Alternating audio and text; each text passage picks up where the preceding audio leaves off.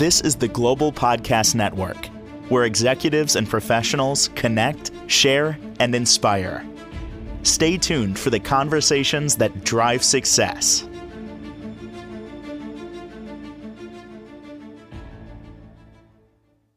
And welcome back, everybody. We've talked about healing on this show before, actually many times. And it's the belief of many that we have lots to heal from. Traumas from our childhood, things that have presented themselves in life. They could be major things, they could be little things, but they are things that are preventing us from growing, preventing us from thriving. We are going to talk about one way to heal, one painting at a time, essentially. And it's about the artwork connects to the heart work. And she is a certified art therapist, among other things. And it's so great to have her back here. Barbara Robertson joins us on the program. How you doing today? Very well. Thank you, Steve. This is Yeah.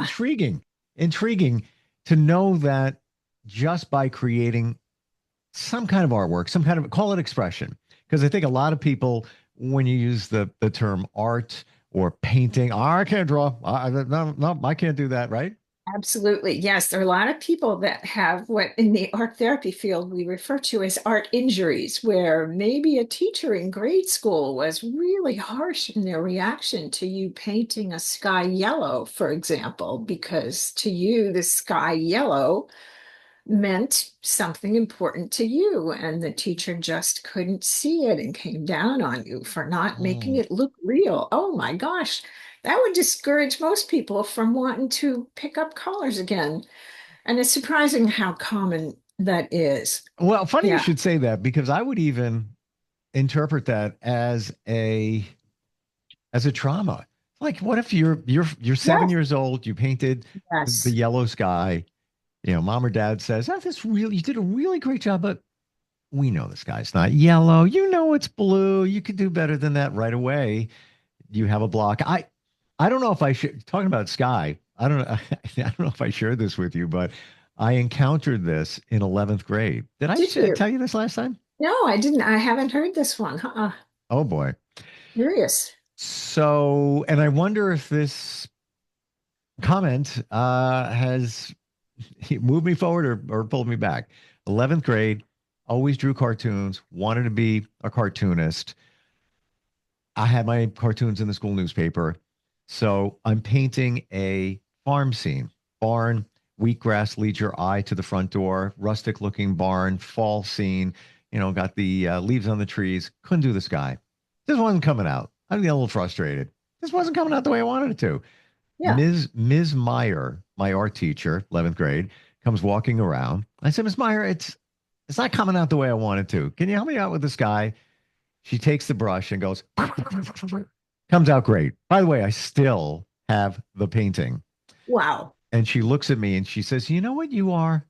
And I said, "What?" She goes, "You are an underachiever." Ouch. Oh my gosh. Never forgot it. But I Oh my wonder gosh. if it pushed me forward or pushed me back. But I will say this, a year later, I was voted class artist in high school. So I don't Yeah. know.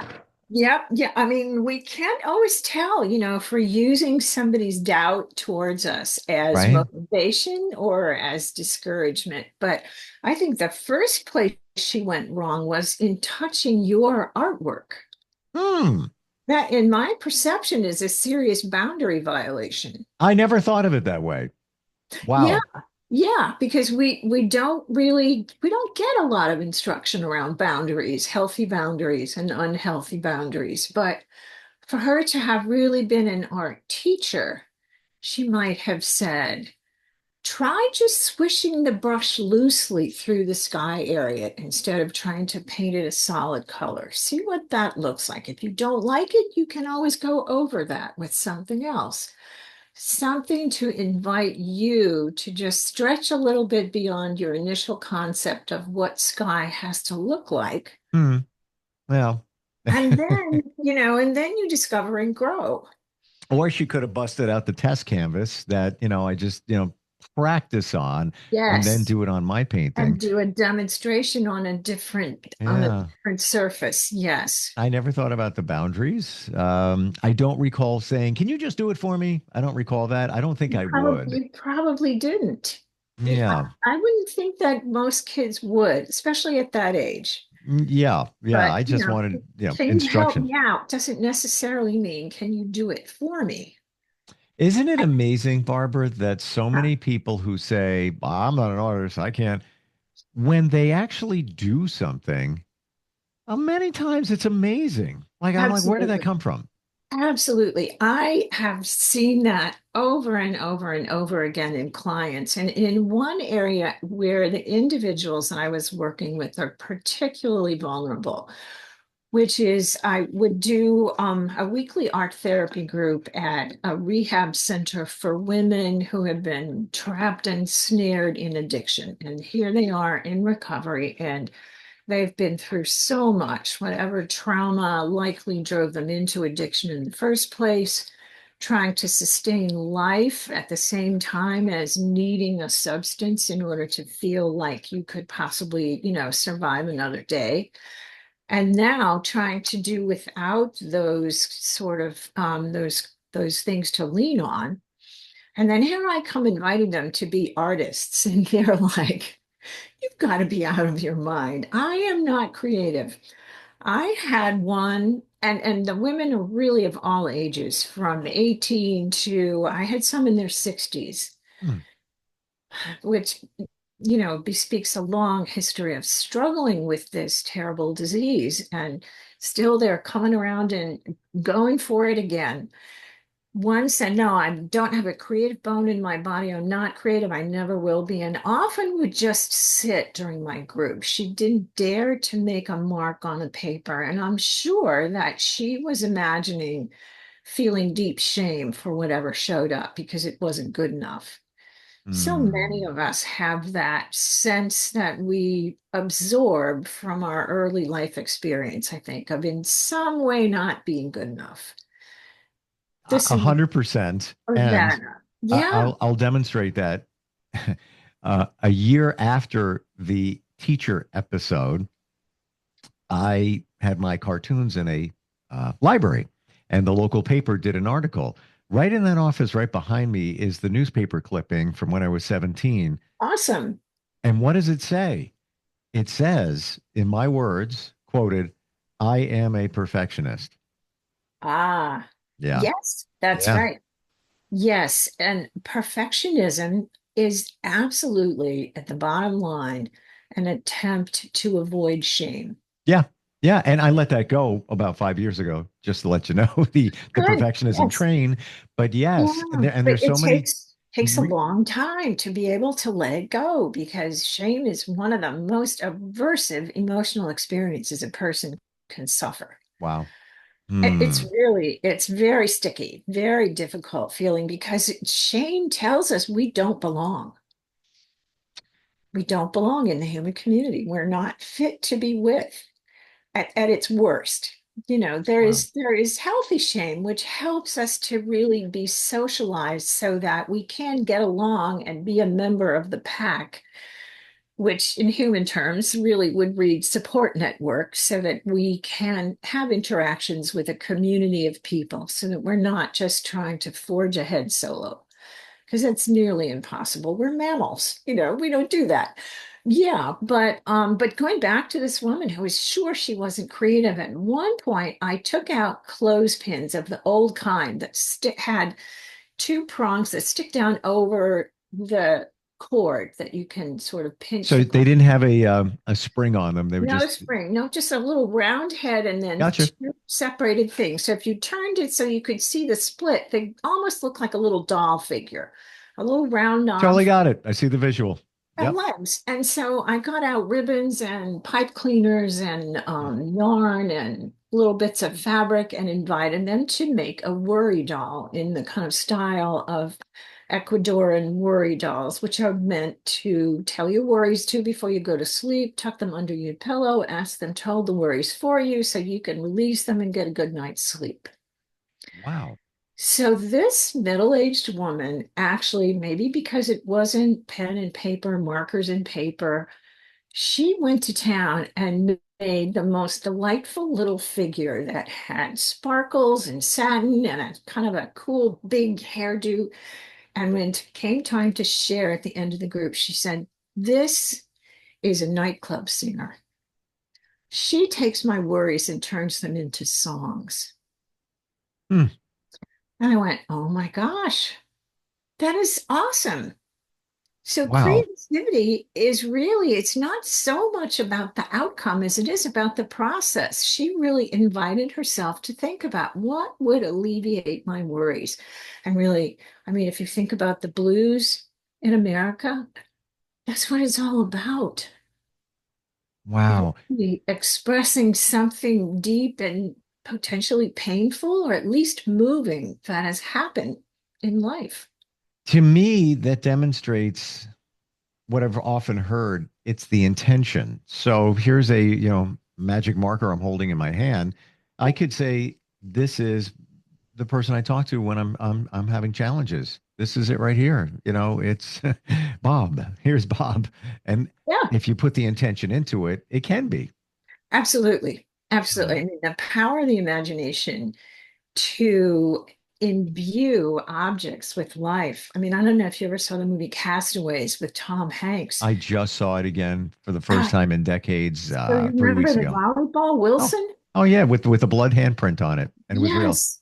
Yeah, Yes. And he was bereft when he lost Wilson in the storm yeah. on the raft. Almost lost his life trying to get his buddy Wilson.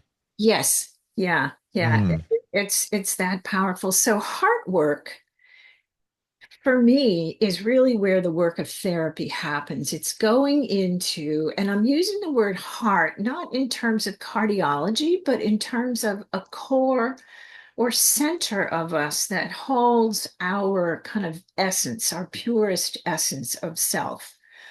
That I think we just all come into life with a part of us that is continuously and constantly good inside. And no matter what the human suffers who's carrying this self is really indomitable. It's not injurable. There's a part of us that I really believe stays protected. Maybe it's connected directly to the divine. I'm not sure. Spiritual mm, beliefs can vary all over the place. Mine are not exactly specific, they're more kind of intuitive, but that's a sort of a sense that I have. And so we've been talking about the heart as the center of our emotional experience for more than 2,000 years. Aristotle had something to say about the heart being the center of our perfection and mm, not getting caught up in what you think, but really paying attention to what the heart says. And there are all kinds of expressions in our language about that. Take heart, have a heart. yeah. Do you have a cold heart? Oh, my heart sank. Oh, my heart is bursting with pride. All kinds of things that really are not about cardiology. They're not about the heartbeat and the circulation of our blood and oxygen through our system. They're about how we experience what we feel. And Would you so, say that it is when we do an expression, call it art? mhm. Would you say it's one of the best forms of therapy, and we just don't even realize it? I do believe so. I believe it Mm, absolutely has potential. And I would say really any nonverbal expression can do that. There are also fields of music therapy, dance therapy, drumming therapy, poetry therapy. Poetry is verbal expression, but it's not literal verbal expression. It's, metaphoric expression in poetry. So one thing is representing something else. And that's, I mean, that's what all these things are. One thing representing something else. And mm, in the act of drawing, we're actually awakening the part of our brain that holds our emotional remnants of past experience. And so they can feel invited to show up on the paper. And I had one wonderful example of that when I was working with children in a psychiatry unit in the hospital. So these were kids in crisis. This little guy was about 9 years old, had just come in, popped into my group, sat down, and I said, just draw whatever you feel like drawing. So the first thing on his page was a big smiley face with the tongue sticking out and little bits of spit dripping off the tongue, sort of Mm, like blowing a raspberry, sure. almost expressing like, I'm fine. I have no idea why I'm here, and to all of you. And then he turned the paper over and drew something else. And I kind of lost track of what he was drawing. So when I saw it at the end of the session, I was blown away. So on the left side of the paper, a big swirling pencil lines making a funnel cloud. So there's a big tornado. On the right side of the page, down at the very bottom, a little rectangle suggesting a house or a building or structure of some kind. Mm. And then a tiny stick figure on top of the building sideways with one hand holding on to the top of that building for dear life. Oh my gosh. Quite a different story than I'm fine. I have no idea why I'm here. He was able to put down on that paper his truth. Oh my gosh, I'm about to get blown away. How old? 9. My gosh. Yeah. Wow. Mm. Isn't that astonishing? Very. Honestly, it brings back a memory when I met with a school psychologist. I guess I was, I don't know, 8, somewhere around there. Hmm. I still remember what I drew. Really? I did. Yeah. I had, challenges, separation anxiety, Sure. bullying, a lot of that in my childhood. Yeah. I was into army men at the time, and I drew an army man parachuting down. I don't Okay. know what the significance is or what I was thinking, but that's what came out, and I still remember it. I don't remember the rest of it, but Yeah. that is definitely Yeah. what it probably connected with what I was going through, but I haven't analyzed that. Yeah. I mean, I try not to kind of make a guess about what kids are expressing unless I have other kind of collateral information, either by observing their process while they're drawing. Sure, But sometimes you can make a guess that can help you sort of direct your further explorations. And it might have been, oh, parachuting out. That's kind of a good escape route. that's what I'm thinking. Wouldn't you like to just be able to ditch the place you are right now and have a soft landing somewhere else? Where Well, you yeah, want to be. wouldn't we? Wouldn't we all? Mm. Yeah. Yeah, and to your point, it's well, let's talk about that for a moment. When you, as a therapist, analyze what somebody has drawn or created, Hmm. how do you not go too deep? Or is it just theories? Maybe it's this, maybe it's that, whatever, could be anything. Yeah, yeah. I tend to put a lot of faith in the art actually doing the work. So I don't have to name it, label it, identify it in order for the art maker to experience some benefit from putting their inner Hmm. experience into concrete form of some kind. I mean, I think it functions in many ways. It gets the feelings off your chest, so to speak. There's another kind of interesting heart-related metaphor for Mm-hmm. feelings. What's going on when somebody creates something, and maybe, for a therapy reason, if they're working with you, or somebody just wants to sit down. I'm gonna grab a pen. I'm gonna draw something. What is fundamentally psychologically going on? What is going on is, in my estimation, what is going on is they are using art materials as instruments of love. Hmm. And I say that because to me, loving someone or something is a verb, it's an action, doing something to honor the fact that this person, this object, this experience matters. So when a person sits down to make marks that they feel inspired to make, whether they know what the marks represent or whether they just are putting down something that they like.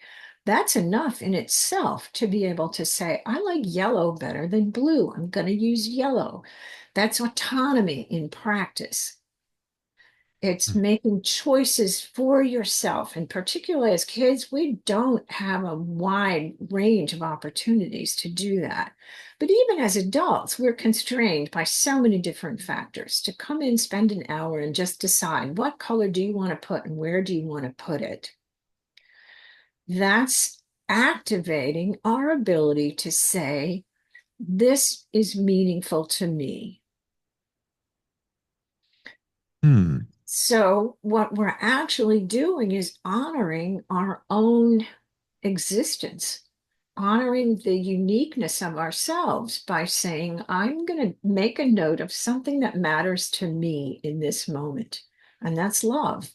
So, it's practicing self love in a very sort of obscure way, but it is accepting yourself where you are, with what you have, with what things feel like right now, today, in this second. Barbara, when you see people do this, do they more often create something of positivity? Where am I going with this? I find when I just want to grab a pen and write something down, Mhm. and what am I going to draw? I don't know. It usually is a palm tree, a tropical Ah, field, and sure. it's where I would like to be. Yeah, So, yeah, I don't know yeah. if that's a form of manifestation or escapism, but I'm wondering, we talked about that 9-year-old. Um, that was, there was some conflict within that came out on the page. Is Sure. is it more often that, or is it more often a escape, like a happy thing? I wouldn't necessarily call a happy thing an escape, actually. It can be a lovely way to help regulate your nervous system, which may have been feeling agitated, feeling overworked, overstressed, overstimulated. And that beach scene invites your nervous system to step into a place where there are many calming sensory stimuli present. The Mm. sound of waves lapping at the shore, the sound of a breeze whistling lightly through those palm fronds, splashing water of people in the water, swimming, playing, laughing, all of those things would be messages to our nervous system that we are safe here now. And Mm. that's basically what everybody wants to know. You said the S word, safe. Safe. Mm. Yes. It's everything. Yes. Absolutely. Because when we're safe, oh man, we have access to all of our powers. And When, yeah, yeah, yeah, when you're when we not start, safe, what's going on? That's fear. yeah, you're in fight or flight, your nervous system is ready to help you run away or gather your strength or, sort of collapse and disappear for a moment, but you don't have, I mean, your blood flow actually leaves the prefrontal cortex and goes into your limbs so that you can flee because you don't want to stop and think about the saber-toothed tiger too long or you're already lunch. Mm. So we lose access to the places in us that can help us create and respond spontaneously to whatever the needs of the moment are. Isn't it interesting? We talk about the heart, but what's going on in the fear when there's fight or flight? The blood is going away from Away the from the heart heart. to the Yes. extremities to allow you instinctively or evolution in terms of evolution In to terms of evolution, so you can sure. run. You can go. Yes. I gotta go. Gotta get out of Yeah. here. Actually, we Yeah. do. We're out of time. No, too bad. Too bad. Wonderful talking with you. I'm enjoying it very much too. You got a much more clearer picture of what's going on here with art therapy. And I would love to, next time we get together, Barbara, maybe talk about the process when you work with somebody, doesn't matter what age, or maybe Sure. it would depend, whether it's a child, whether it's an adult, but starting point is starting the conversation. How do we connect with you? Sure. Yeah, I'd love to do that. How do we find you? Uh, my website is Robertson, Robertson, art therapy, spelled out LLC.com. My email is B as in Barbara Robertson, no punctuation, .atr @gmail.com. You can reach me both ways. I've had a lot of epiphanies talking with you, even in these two podcasts that we've done, how art has supported me and has been my therapy without me even knowing it. That's really the awesome thing about it.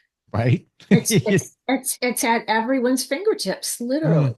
And you may even be doing things that you might not consider art, but they have a form of creativity. Even painting a wall.